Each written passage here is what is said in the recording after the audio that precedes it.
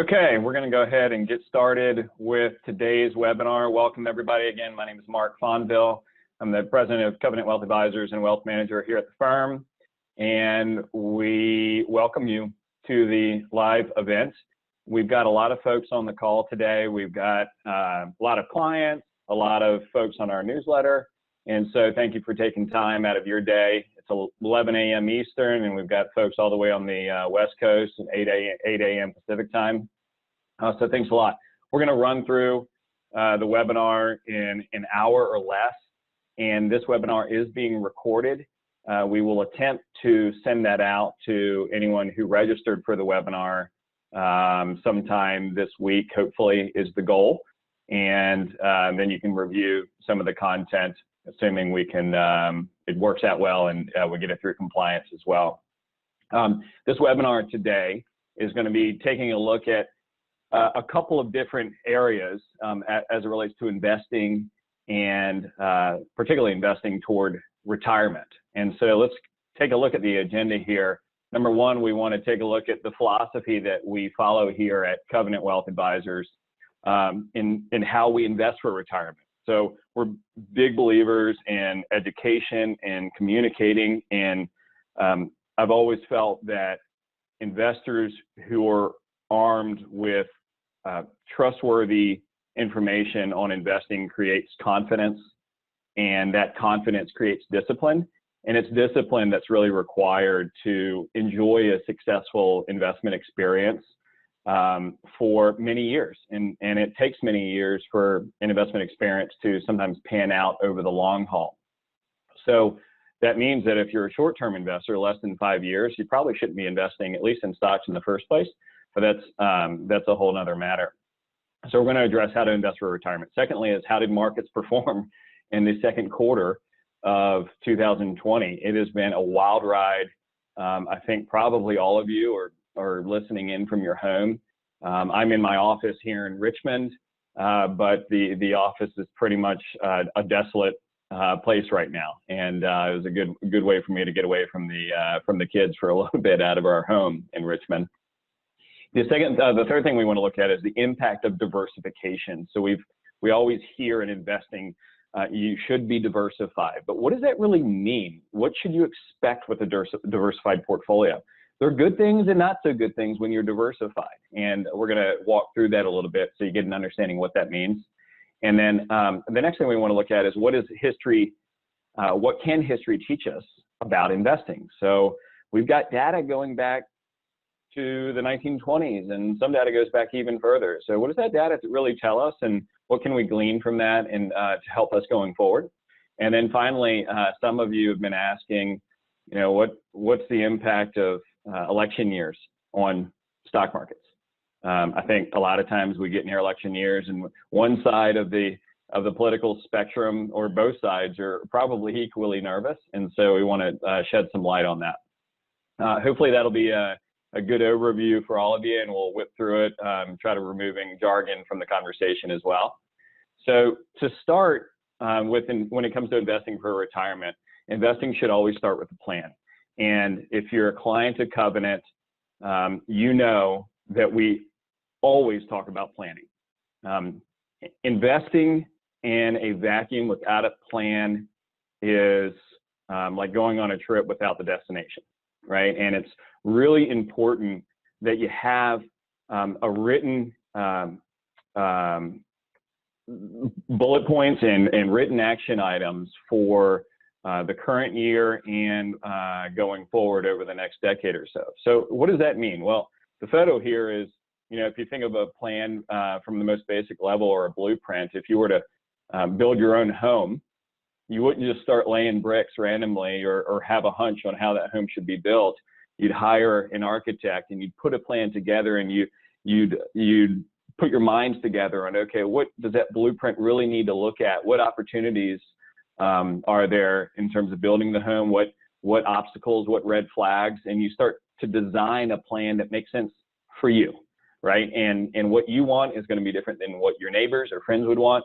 And planning for your financial life is very similar.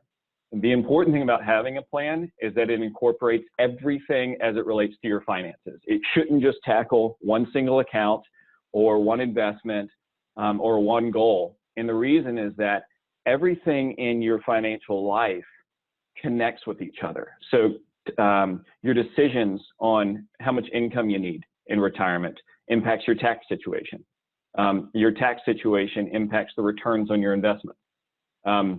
Your cash flow impacts how you can protect yourself through insurance needs, for example, like disability or life insurance. And all of these things are intertwined. And so it's important to kind of lay that all out. But what does the plan do? Well, it answers key questions, right? It answers questions like, how can I be prepared for retirement and create the income that I want without running out of money? How can I reduce taxes this year? But also, how can I reduce taxes in subsequent years? It's when should I take Social Security? Because that decision can either take away lifetime benefit for you, or it can enhance your lifetime benefit in sometimes tens and even hundreds of thousands of dollars. What should you do for your kids, or how can you help your kids? How can you put your kids or grandchildren through college? What's the best way to do it to mitigate taxes? How should you be giving to your church or charity? What's the best way to do that? There's a standard deduction out there, right? So a lot of folks can't itemize on their tax return. That means create additional deductions from your income to reduce your tax burden. So what does that mean? What's the best way to give? Well, there are a lot of answers, but only one answer tends to be the right answer for you. What might be the right answer for you may be the wrong answer for somebody else. So that's what planning is all about. And we're really passionate about planning because at the end of the day, the money doesn't matter. It's about living a great life. So that's where we start. When it comes to your plan, we look at the plan as kind of the roadmap, but the engine that drives your plan is a lot of times your ability to save and then your investment portfolio, right? So how should money be managed? At Covenant, we have a very clear and concise investment approach, and it's backed by academic science. So in any investment philosophy that you implement, we believe that it should be backed by academic science and not based on a hunch and what you think might happen in the market or the headline of the day. And so who you see in front of you are some pretty brilliant minds that have contributed to personal finance and investing over many decades. I've met several of these people. Harry Markowitz, of course, won the Nobel Prize in economics back in 1990. He's the reason that we all diversify within our portfolios. I have Gene Pham up at the University of Chicago. I've been in a couple classes with him where he taught about how markets work and how risk and return are related and just different fascinating areas of investing, right? And so the nice thing about this is public information. These papers that these academic scientists, in finance publish, it goes out to everybody. And you want that as an investor, because when one of these individuals publishes a paper, what happens is other academics start to throw stones at it, right? They start saying, well, what about this? What about that? Oh, I don't know if that data is right. That's really important. That's what you want as an investor, because you want the best end result, right? And so if you have the wisdom of many minds looking at research and then tearing it down, building it up, tearing it down, building up, what that ends up is maybe not a perfect outcome for investing, but a pretty darn good one over time. And so we base our decisions on the research, not on, the hunch of the day or the media headline of the day. The next area we want to look at is what do you need to do to improve your probability of long-term success, meaning the probability of enjoying your life without running out of money, right? Creating the income you need, funding the goals that you want. Well, the first decision that you need to make, right, is what's the right mix of stocks and bonds with your retirement savings, right, or your retirement investments. And there's not really a rule of thumb that works here. So sometimes you might read on the internet, well, take take 100 minus your age, and that should be the split between stocks and bonds. But ultimately, that just doesn't work. Everybody's life is different. I've seen individuals in their 80s who have 70, 80, 90% in stocks. And I've seen folks in their 70s and 80s who only have 20, 30% in stocks. Conversely, we've seen folks in their 50s, right, that are very conservative. They actually don't want to take the volatility of a lot of stocks. So they're willing to save a lot more because they're giving up potential return. They want to be more conservative. So that mix of stocks and bonds really matters. And that would be dictated by your plan and your ability to sleep at night with market fluctuations or your account value fluctuation. The second thing you want to take a look at is within the stock portion, how much do you diversify or how much do you allocate toward U.S. companies and then non-U.S. companies outside the United States? Sometimes when we talk to folks, they say, well, gosh, investing outside of the United States sounds risky. Well, that is a common thing that we hear, and it makes sense. And it's really attributable to something that we call home bias and behavioral finance. And what that means is that we're much more comfortable with ideas and companies that are geographically close to us. However, what we found is that when you actually own companies outside the United States, like Michelin Tire, great tire company, not a U.S. company. They're actually based out of France. When you do that, it can offset some of the risk you take in the United States, like really high debt, interest rates spiking up suddenly, or our currency being weakened. You know, there are all of these other risks to be concerned about. The third thing that you need to, that we believe that you should focus on is there's certain types of stocks that do have higher expected returns than other types of stocks. And so we're going to get a little bit into that and what those types of stocks are, because I think it's fascinating, but it also may help improve the probability of success long term. Okay, so the first idea here of stocks versus bonds.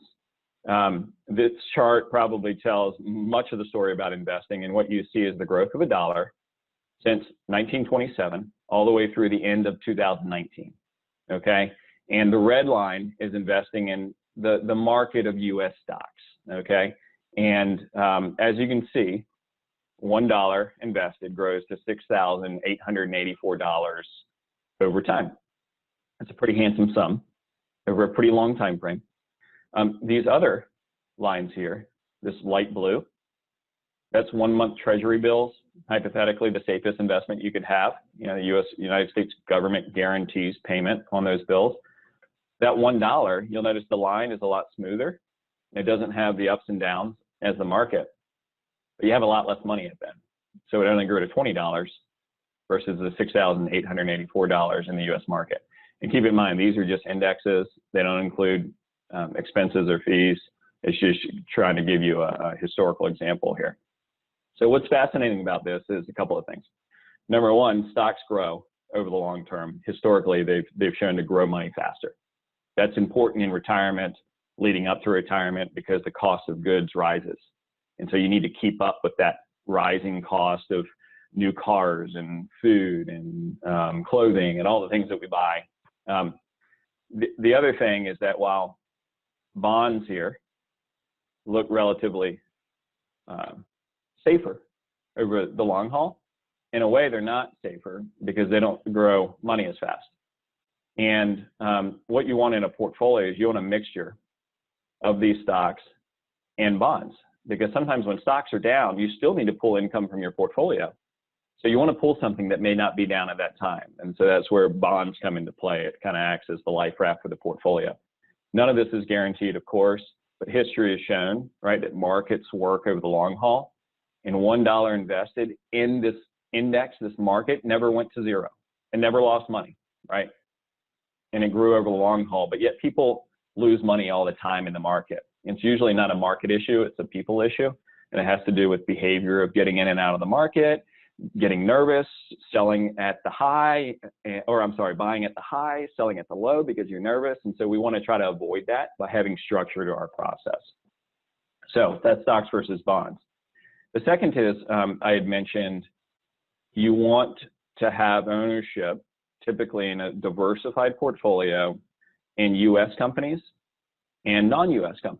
countries, right? So what you see here is a map of the world, and each country is in its geographic accurate location. You've got the United States, United Kingdom, Germany, Switzerland, Japan, and these boxes, when you look at them, the box sizes aren't based on the size of the country.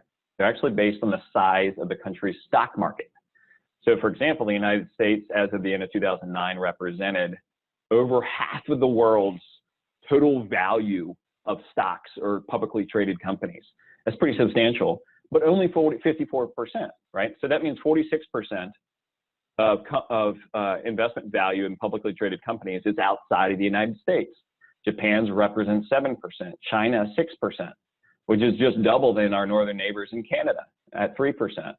And so what we believe is it may make sense actually to have money invested here, but also in these other countries, just because you don't know when those returns will come from any of those countries over time. Let's take a look at it from a different perspective. What you have here is 46 different countries that we invest in across the globe in portfolios, right? And they're ranked from best performing country stock market to the worst performing. And worst performing doesn't necessarily mean negative, but it just means that in terms of ranking, it would have the lowest performance in this period. So over the 10-year period ending December 31st, 2019, New Zealand was the best performer. Greece was the worst. The USA was the second best performer for the decade. To my knowledge, that's the best that the United States has ever done ranked across the world. I could be wrong on that, but most of the charts that I've seen over time, the United States ranks much further down the list and sometimes right in the middle. And so it's very rare for the United States to be high up on this list. And what I'd suggest is don't be lured into the idea that because the United States did really well the last 10 years, that they'll do really well the next 10. Markets don't work that way. Past performance is not indicative of future results. It just simply is what it is. And what it's suggesting here is maybe you own or have exposure on a portfolio of these different countries to diversify out the risk over time. And that can be really important in retirement, is managing risk. Okay, so why invest in these other countries? Well, there are a lot of companies that you've heard of. You probably use their products that you may not have known. They're a non-US company. For example, Shell Oil Company, 7-Eleven, Budweiser, now not a United States company, almost difficult to say that actually. Adidas, Michelin Tire, Samsung, these are all over time, they're big brands, right? So do you have exposure to them? Do you have adequate exposure? That's important. Okay, well, we talked about stocks versus bonds. We talked about within stocks, have ownership in US companies, have ownership in non-US companies. We don't know where returns are going to come from year to year. It's impossible to predict. What else? Well, within stocks, there are certain types of stocks that we expect to have higher returns than others. It doesn't mean that they necessarily will. It just means that we expect them to. It's kind of like in nutrition, you know, the nutritionist is going to tell you, hey, you should eat your vegetables, you should eat your fruits, you should exercise, right? And that should help you live longer, but it actually doesn't mean you won't end up with a heart attack the next day, right? You focus on the things that you can control and that we think will influence the future, but it isn't necessarily always the case. So what am I talking about here? What types of stocks tend to outperform others over the long haul? Well, this map, you can kind of imagine this as an ice tray, right? And if you divide up the stock market, there are small companies that are just smaller in size. You have larger companies like the Googles and Apples. And then you have what are called value companies. Value companies are simply lower priced stocks relative to another fundamental, like their earnings, for example, or the book value, which is the value the accountants say the company's worth.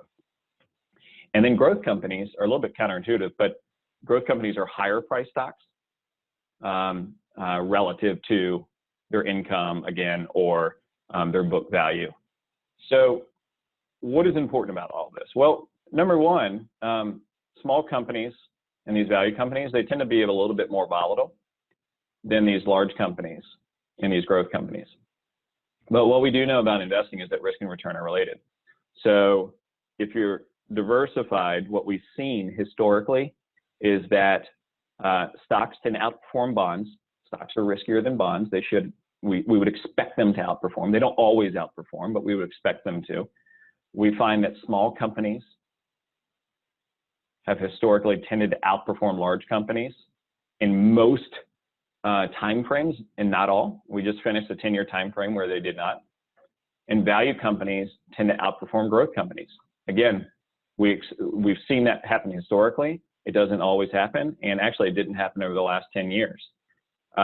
So what you do with your stock portion is you own all of this area. You own the growth companies, the large companies, the small and the value.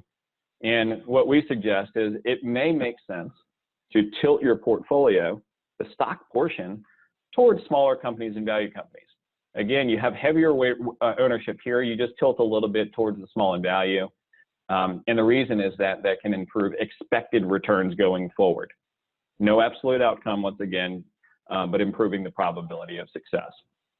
So that is a very different approach than what Wall Street has professed over the last 100 years, which is you need to time the market. You need to predict the next best hot stock. You need to get in and out of the market all the time. And unfortunately, Wall Street has encouraged a lot of trading.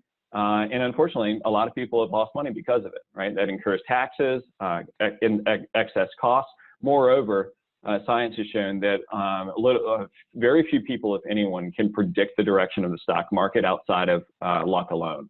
And so we want to move away from that type of approach. We haven't used that approach for quite some time, and this is how we're investing now and of course going forward. So why do we do that? Well, if you look at the numbers, and this is over long periods of time, annualized returns for U.S. small companies over 11.5% since 1972, 10.5% for large growth companies, so about 1% higher over that time frame. Large low price stocks, these value companies, have outperformed larger high price stocks. This is in the U.S., so it kind of backs up some of the data or some of the information I just provided to you. Non-U.S. companies in developed markets, these are like Japan and Australia, the United Kingdom, France, Germany. Again, lower priced stocks tended to outperform 10.6% versus higher priced stocks, 8.4%. That's a huge gap there, right? And again, emerging markets, that's like Southeast Asia, Central America, South America. Again, we see consistent numbers here. This is just one time frame, so we have to be careful when it comes to investing to look at all time frames, but there's not enough paper to show that. However, we have evaluated it over time, and the data is consistent. What this doesn't mean is absolute outcomes going forward again. Just because something performed great in one period doesn't mean it will going forward, but we've got more depth to this that would suggest that it might make sense again to continue tilting towards value in small companies within portfolios. Okay, so how have markets performed in the second quarter? What did that really look like? I mean, it was a crazy ride. We had continue to have healthcare concerns. The market dropped off. It's just been a frightening time. I've had lots of conversations we all have here at Covenant with clients. It's very nerve-wracking. Luckily, almost everybody stayed invested, and that's a good thing. But how did markets do? Well, if you take a look at the U.S. stock market in general for the second quarter, it actually rebounded 22%. That's huge, right? International stocks bounced 15%. Emerging markets, 18%, and then global real estate in the U.S., outside of the U.S., up 11%. So this is what we call the growth area of a portfolio. And then on the bond portion, kind of the life raft, the shock absorbers of the portfolio, you'll see returns. Actually, these are pretty substantial just for one quarter. We wouldn't anticipate that even for a year sometimes. But positive rates of return across the board for the quarter. And if you compare that to just average quarterly returns, going back to 2001, 2.1% average quarterly return for U.S. markets versus the 22% that happened. So it was a big quarter. In fact, the best quarter for U.S. markets since 2001. So for those who remain disciplined, they had a well-diversified portfolio, they kept with it, you may have experienced that uptick as well. What about the longer term?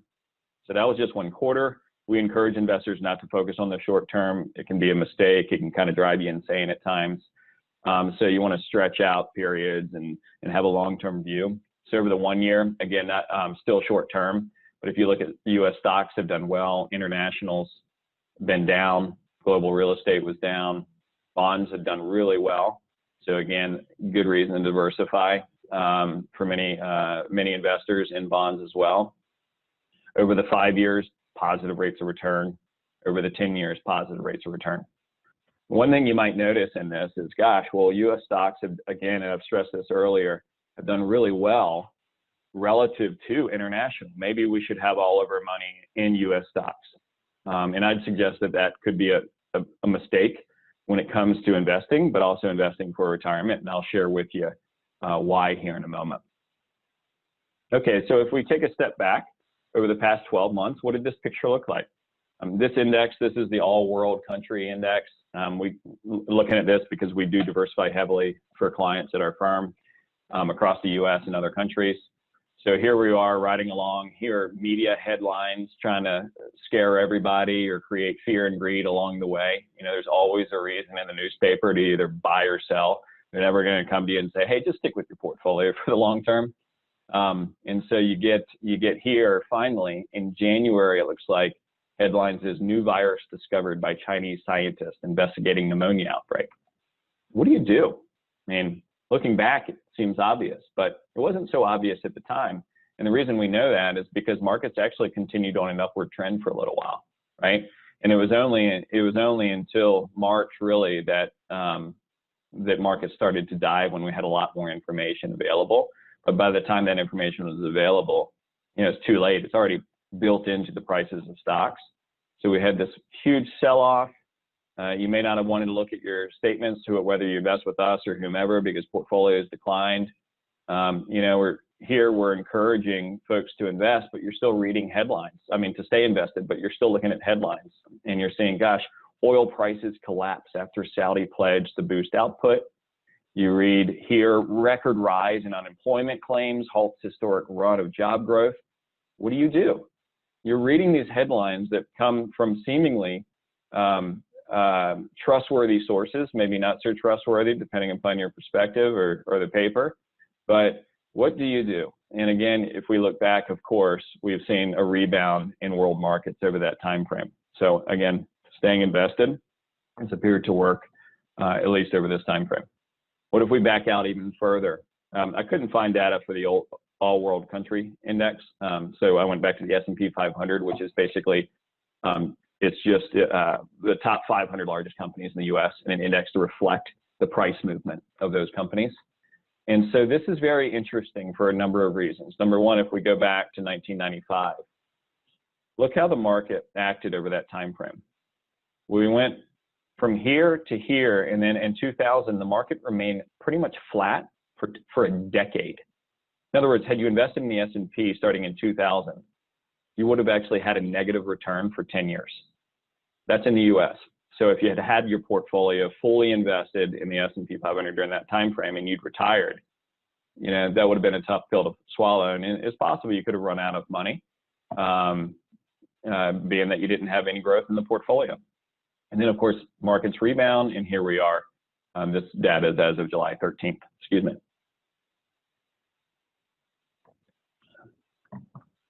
Okay, so moving along, what does all this mean, right? What is the experience or ride that you're going to feel when you're in a diversified portfolio? This is one of my favorite illustrations to show because I think it explains investing very visually for all individuals, myself included. And so let me explain what you're seeing here. So each column here represents a separate calendar year. And so going from 2010 through June 30th, 2020, each box that you see represents a different segment of the stock market. So when we think of stock market, a lot of folks think of the S&P 500. Well, the S&P 500 is only one component of many stock markets across the world. In a diversified portfolio would, of course, have many different areas of the market. Any advisor that just puts you in large companies I would question the wisdom of that and from many perspectives. So if you take a look at this, for example, you go back to 2010. This was just post the recession, right, of 2008 into 2009. You have real estate doing really well in both 2010 and 2011. Real estate's up 28%. If you can see this on my screen, I apologize, it's a little bit tiny. U.S. small, low price stocks up 24% that year. International small, low price stocks up 20% that year. Emerging markets, and then U.S. stocks we have here at up just under 17%.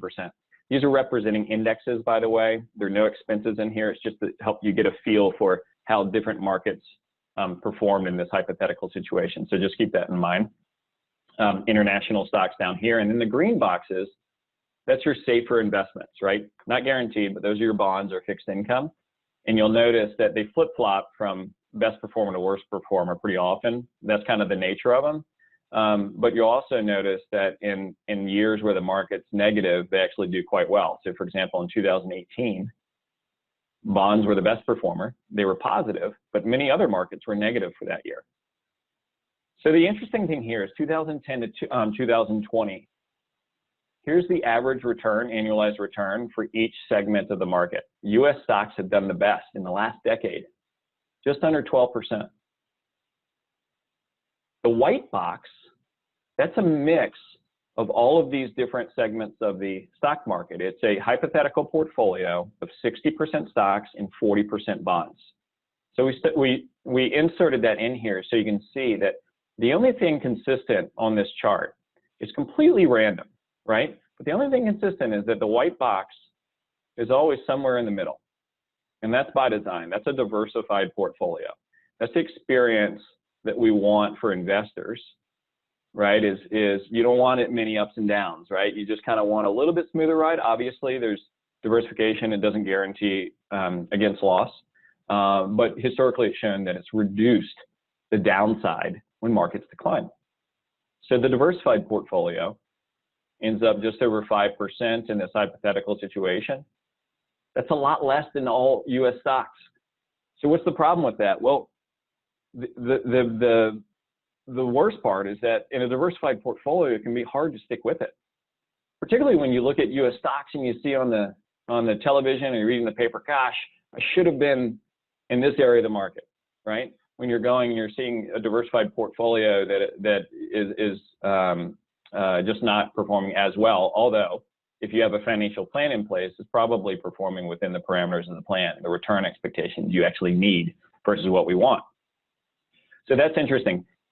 The column over here to the far right, this is what we call standard deviation. It's a fancy word for just risk or volatility. How much is that particular area of the market going up and down? Is it smooth?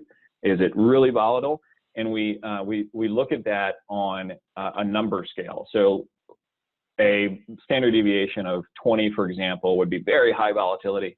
A standard deviation of 1 would be very low. It'd be like owning cash or very short-term bonds. So the lower the number, the smoother the ride.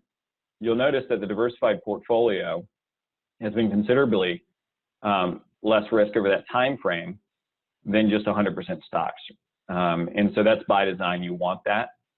But this is 2010 to 2020. That's just one period. What about the prior period? So I wanted to look at that.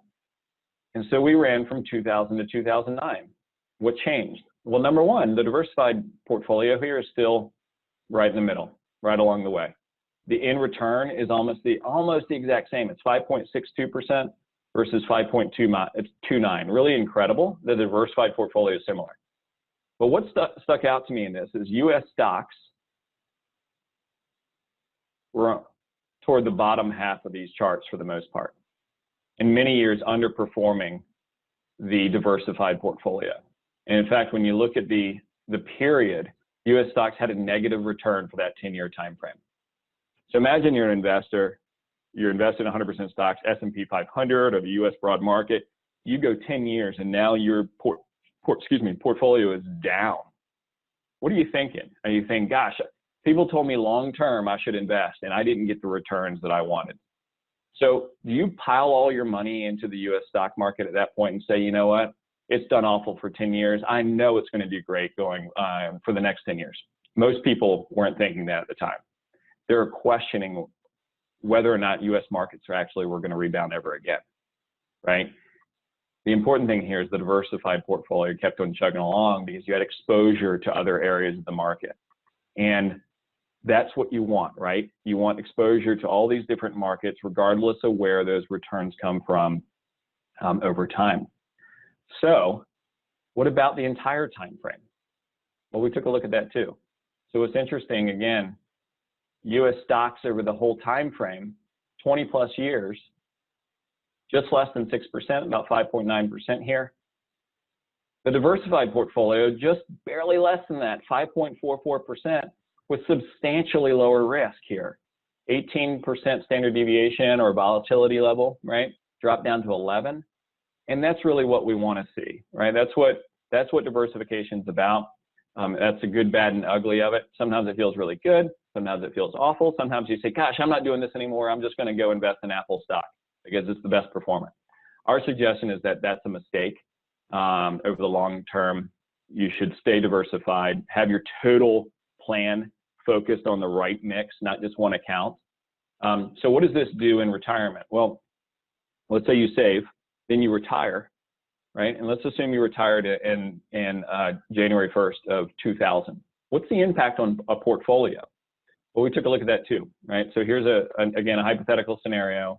We wanted to know if you'd invested in the lower returning diversified portfolio, and you had another portfolio that was the S&P 500 that, remember, over that time frame had a higher return, and you took income from that portfolio at 4% in the first year.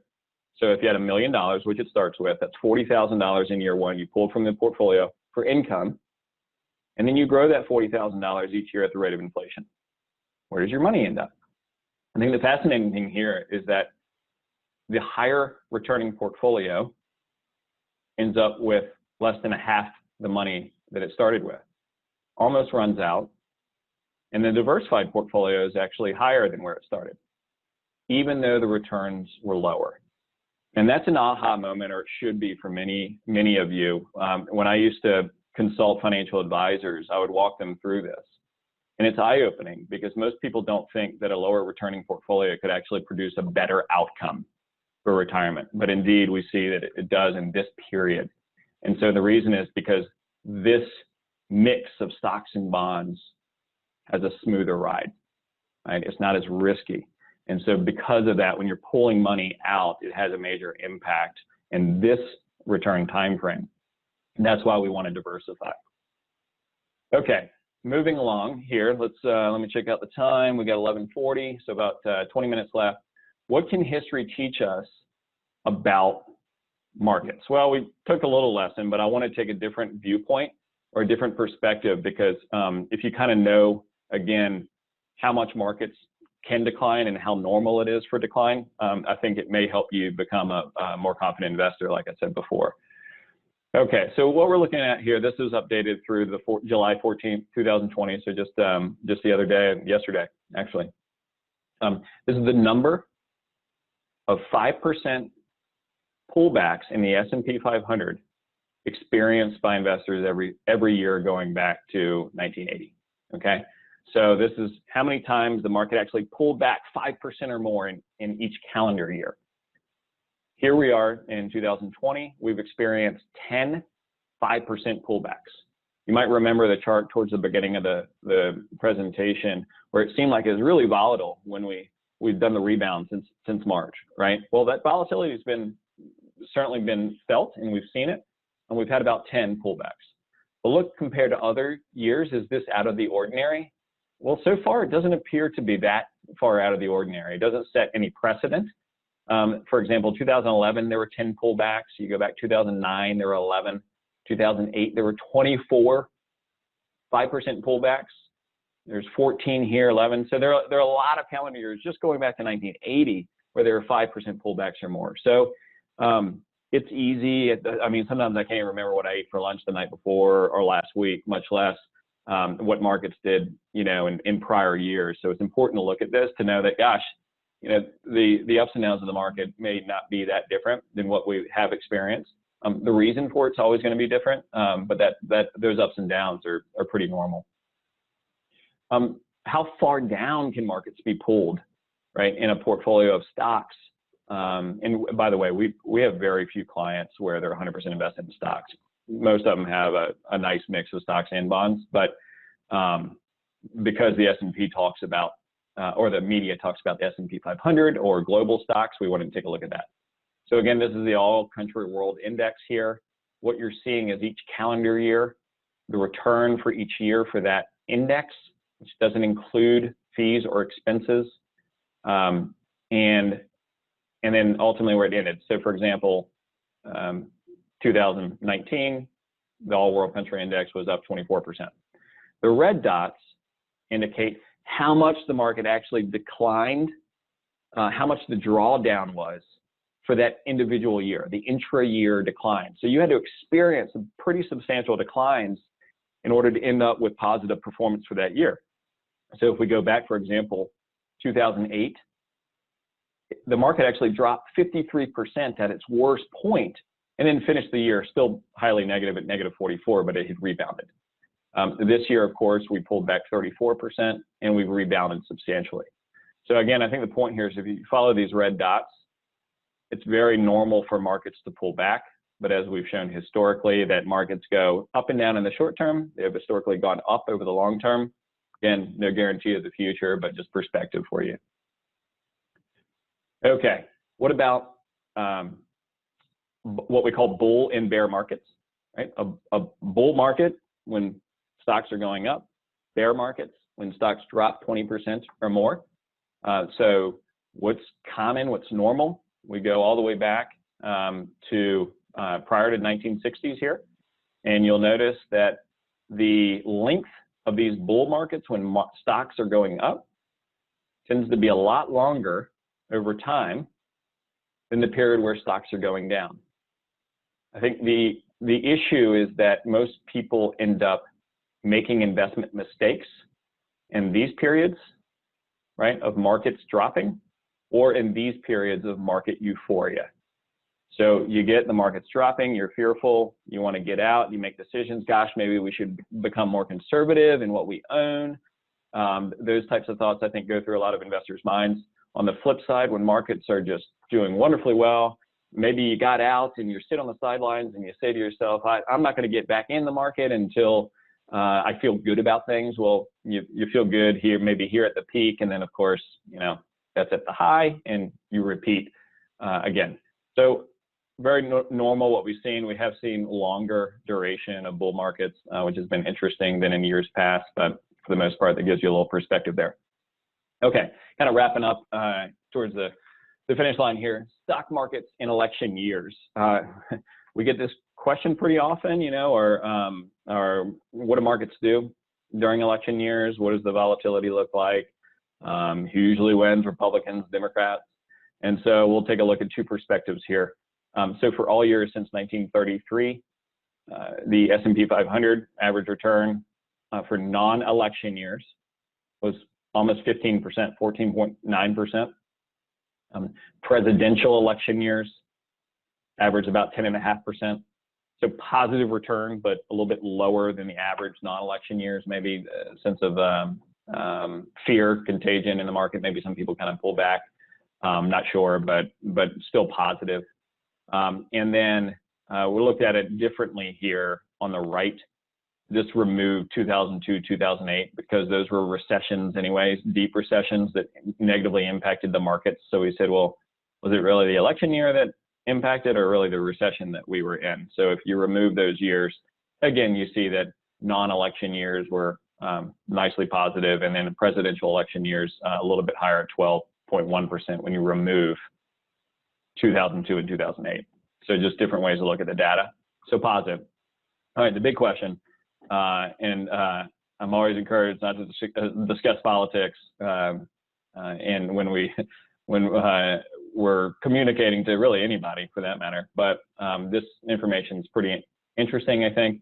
So we wanted to see, okay, how do markets do? under different presidencies. So at first glance, you might think that, gosh, here's average annual return since 1933 under Democrat presidencies, 14.6% average, pretty high, versus Republican, 10.4%.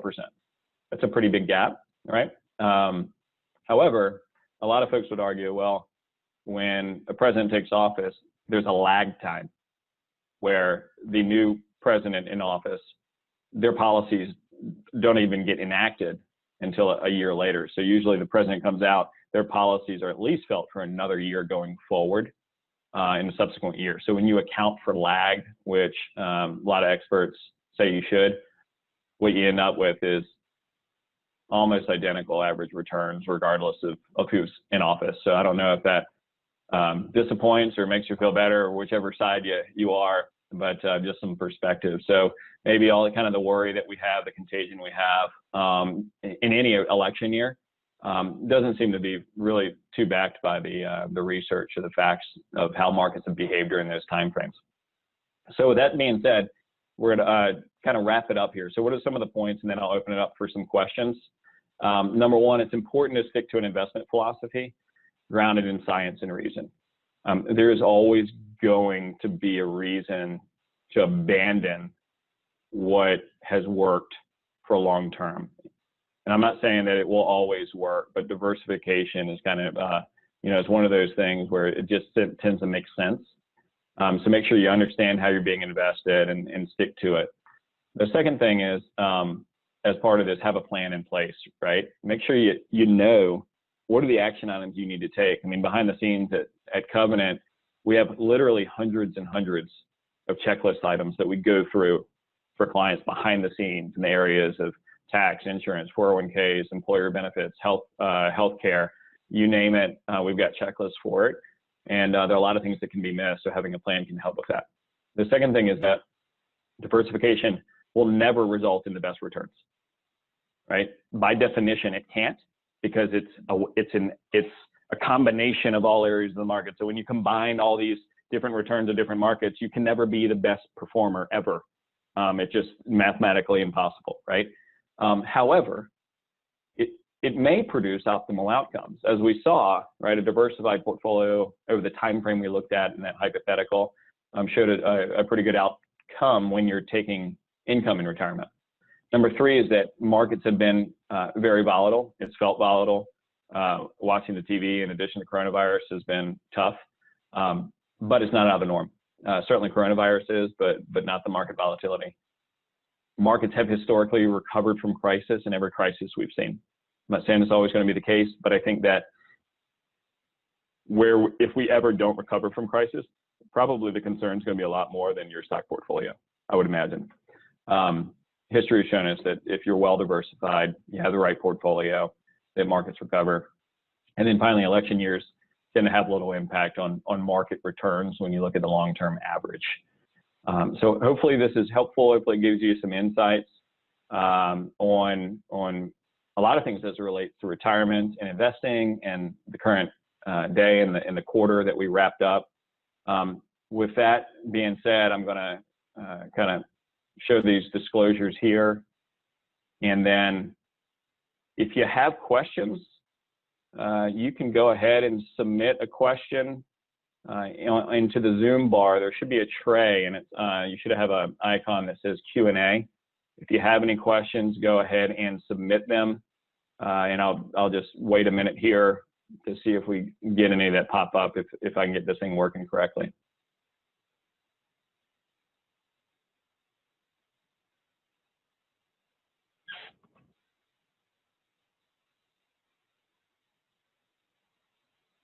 Okay, here's a question on what's the impact of taxes on returns? So it's an interesting question, right? Because most people don't think about the impact of taxes on returns. I remember when I was working for a large portfolio management firm in California, we were reviewing a sizable portfolio. This was a very high net worth family, and they had their money with one of the family offices, a big name that most people would recognize. And we were looking at their portfolio, and their portfolio looked like reasonably good returns. I think if I recall, it's 4 or 5%. I don't recall exactly. But then we started looking at the amount of trading that was going on in the portfolio, and we realized that almost all of those returns came from short-term gains. Well, when it comes to taxes, there are different rates at which you can be taxed for gains. You can be taxed at a 0% rate, depending upon the gains, 15%, 20%, or 23.8% if you end up having to pay this, the Medicare surtax. And this company wasn't looking at taxes at all. And so as it turns out, a lot of those returns were being impacted negatively by short-term capital gains, which means they're being taxed at the highest tax rate. So it eroded almost all of the gains that they'd seen. And that's hugely problematic, but the thing is, the firm never spoke to the client about it. And so taxes has a huge impact, and you want to be very sensitive around how you trade, where your investments are located, because after tax returns is what matters. That's what matters. You can't spend before tax returns. You can only spend after tax returns. So that's important. Let's take a look here. So is there a best way to invest a large sum of money? Should you spread it out or all at once?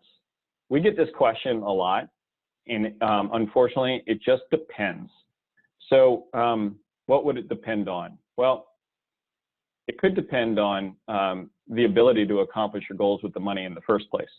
So let's say, for example, you do have a large sum of money, but you need 100% of that money to fund the goals that you have in the future. If that were to be the case, we may say, you know what, you should go ahead and invest it all. The math will tell you to invest the money all into a diversified portfolio that makes sense for you. The key for you is to make sure that for anyone, the mix of stocks and bonds is right. You want to go into investing knowing how much downside you can tolerate before it happens, because it will happen, right? You have to have that mindset. If you don't have that mindset, you'll probably be disappointed throughout the process. So if you can build a portfolio that says, okay, I can tolerate a 10% decline in my portfolio or a 20% decline, you can get the right mix of stocks to give you the highest chance of reducing your downside. So when markets do fall, you have a high likelihood of maybe not breaking through that threshold, although there's no guarantee, right? So if you have that mindset, then we would suggest, yeah, go ahead and pick the right portfolio and invest it. However, let's say you only need like 60% of the money or half the money. Well, you may say, but you won't sleep at night. You would have regrets if you invested the money and then the market, dived down, and you look back and you're like, gosh, I knew I should have held on. Well, if you feel like that would impact you, we would say, well, take the money that you need for your goals, invest that into the portfolio, take the rest, and maybe invest that over a period of time, quarterly or monthly over the next 12 months or 18 months. So it really just depends on the personal situation, and we'd need to know more about your personal circumstances, and we're happy to talk to you about that if you got more questions around it. I get a question here. How do you know what to sell to create cash for withdrawals? Okay, this is really important as it relates to creating income in retirement, but also simply for if you need the cash to purchase something. Maybe you need to buy a new car. Catherine and I just had to install 2 heat pumps. Sometimes you gotta pull money out of the portfolio. So what do you do? Well, you need to be very systematic about it, okay? And each investor should have a target mix of investments. So let's say your mix is 50% stocks and 50% bonds. Well, it doesn't from day to day stay at 50% stocks, 50% bonds, because the markets move. So you might start here, and then it does something like this, or maybe stocks are going up, and then it gets out of whack. So now 6 months down the road, you're at 60% stocks, 40% bonds. Well, we look at that at Covenant. Typically speaking, every 10 days, we review your target versus actually where you are. And so when we're creating income, number one is we create a cash bucket for typically 3 months of income in the portfolio. So that income is there. When the cash bucket gets low, we have software and algorithms that we look at. The system helps tell us, okay, well, this area of your portfolio is overweight. So let's carve out of that portion when it's higher relative to where it needs to be. And then let's use that to distribute the cash, and that'll bring the portfolio back into alignment. So another example would be, let's say in March of 2020, stocks had dropped off substantially relative to bonds, right? Well, some people get nervous about that, like, oh my gosh, I don't want to sell out of my stocks when the market's down. Well, in reality, if managed appropriately, you wouldn't have to sell out of stocks at all. What you would do is the stocks are down, you would actually sell out of your bonds, which actually held up quite nicely, right? So you'd carve out of your bond portion and not have to carve out of the stocks while they're down. Give them time to recover. So that's the process that we look at. There are also other issues. If we know there's going to be a home purchase, for example, we have a client who wants to move back to the East Coast, right? And he knows or believes he needs a certain amount of money to pay for this house. So we freed up several $100,000 and put that on the sidelines, right? And we can freeze that cash and hold it if we know that that is coming. But again, we go back and look at the target portfolio. We also look at tax situation. So is there an optimal way to sell a position to reduce the amount of taxes you would pay? That's an important thing. A lot of firms don't look at that, right? We do, because we think it's important. It's an important component. So there are a lot of steps that we look at, but it's your target allocation, right? And analyzing that, it's your tax situation, and then it's really how much of a cash need do you have, and how can we plan around that? Okay. With that being said, we're at about 11:58. I don't have any more questions. If you want to submit a question to us, just email the team. The whole team gets this. We're a team approach at Covenant, as all of our clients know, info@mycwa.com. You can also call us. We have a Richmond office. We have a Williamsburg office. That number goes to both, so we can all be contacted. And just thank you for your trust, your confidence. And if you don't work with us, we'd love to chat with you to help you out going forward. But thank all of you and have a great day. Take care.